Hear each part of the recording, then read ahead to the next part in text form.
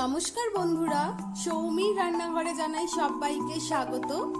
দেরি না করে চলুন শুরু করি সহজ পদ্ধতিতে ঝটপট চিলি পনিরের রেসিপি। পনিরটাকে আমি কিউব করে টুকরো করে নিয়েছি।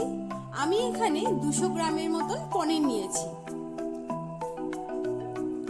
অন্য আরেকটা প্লেটে আমি 2 চামচ পরিমাণ কর্নফ্লাওয়ার, 1 চামচ পরিমাণ ময়দা, হাফ চামচ পরিমাণ গোলমরিচের গুঁড়ো আর স্বাদ মতো নুন দিয়ে ভালো করে মিশিয়ে নেব।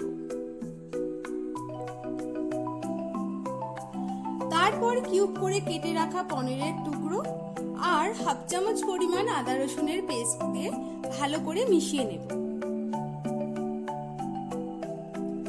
এগুলো আমার মাখানো কমপ্লিট। এদিকে আমি তেলটা গরম হওয়ার জন্য দিয়ে দিয়েছি।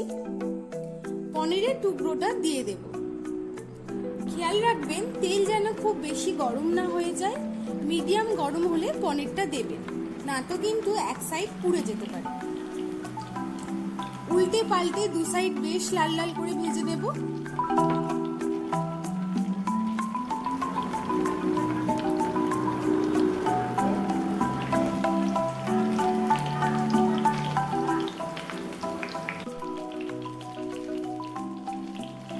পনিরটা ভাজা হয়ে গেছে।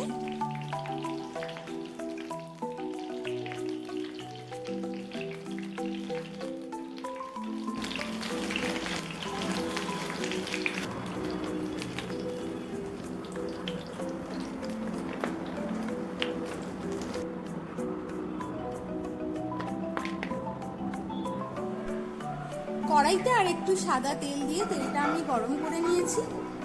এবার এর মধ্যে কুচিয়ে রাখা রসুনটা দিয়ে দেব। 30 থেকে 40 সেকেন্ড মতন এটাকে ভেজে নিয়ে কুচিয়ে রাখা কাঁচা লঙ্কা আর আদা কুচিটা দিয়ে দিলাম। এগুলোকেও আমি 30 থেকে 40 সেকেন্ড মতন ভেজে নেব। এবার এর মধ্যে টুকরো করে রাখা পেঁয়াজ আর ক্যাপসিকামটা দিয়ে দিলাম।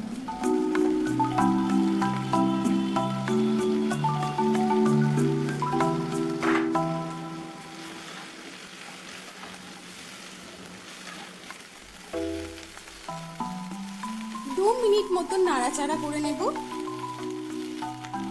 এবার এর মধ্যে আমি 2 চামচ পরিমাণ সয়া সস, 2 চামচ পরিমাণ টমেটো সস আর 1 চামচ পরিমাণ আমি চিলি সস দিয়েছি। আপনারা ঝালটা যেমন পছন্দ করেন সেই অনুযায়ী চিলি সসটা দেবেন। নাড়াচাড়া করে নিয়ে স্বাদ মতো নুন দিয়ে দিলাম। নুনটা আপনারা একটু হিসাব করে দেবেন, কারণ সসের মধ্যেও নুন থাকে। কিছুক্ষণ এগুলোকে নাড়াচাড়া করে একটা বাটিতে আমি 2 চামচ পরিমাণ কর্নফ্লাওয়ার আর একটু জল নিয়ে মিশিয়ে নিয়েছি। এটা আমি দিয়ে দেব। আপনারা যদি ড্রাই চিলি চিকেন বানান তাহলে কিন্তু জলের পরিমাণটা খুবই অল্প দেবেন। আর একটু জল দিয়ে দিলাম আমি যেহেতু গ্রেভি বানাচ্ছি। জলটা ফুটে উঠলেই এর মধ্যে আমি ভাজা পনিরটা দিয়ে দেব।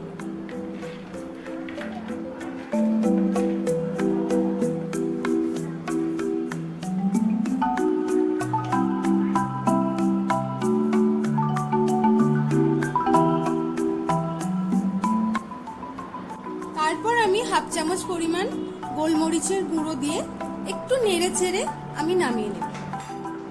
রেডি হয়ে গেল আজকে চিলি পনিরের রেসিপি। ভিডিওটা যদি আপনাদের ভালো লাগে অবশ্যই একটা লাইক করে দেবেন। ভিডিওর মধ্যে যদি কিছু ভুল ত্রুটি হয়ে থাকে ক্ষমা করবেন। আমার চ্যানেলটা সাবস্ক্রাইব করতে ভুলবেন না। সবাই ভালো থাকবেন। নমস্কার।